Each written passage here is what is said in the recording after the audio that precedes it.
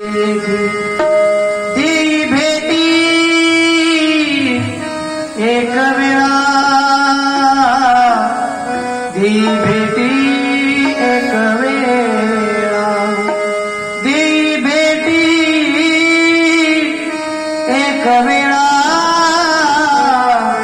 ती भेटी एक वेळा. कन्हैया रे हे देवा, आम्हाला भेट दे. या घनघोर अरण्यामध्ये तू आम्हाला सोडून गेलेला आहे, आम्हाला भेट दे असं महाराज त्या ठिकाणी म्हणू लागले. तेव्हा त्या घनघोर अरण्यामध्ये आम्ही आहोत, त्या अरण्याचा जर विचार जर केला तर आमची काय म्हणजे शरीर या वनामध्ये.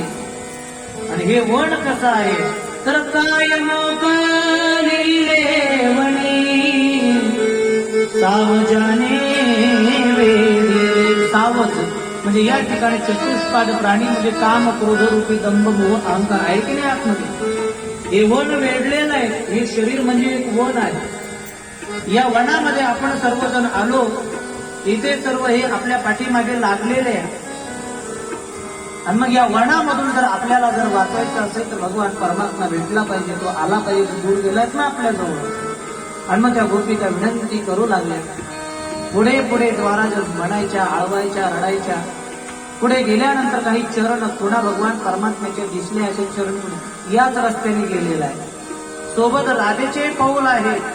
पुढे गेल्यानंतर काही फुलं पडलेले दिसले, जणू काय राधा समोर बसली, भगवंत तिच्या पाठीमागे बसलेले आहेत. राधेच्या महाराज वेणी घालून तिच्या वेणीमध्ये जणू काय फुलं फुगलेले असं चिन्ह त्या ठिकाणी. थोड्या अंतरावरती गेल्यानंतर परिणाम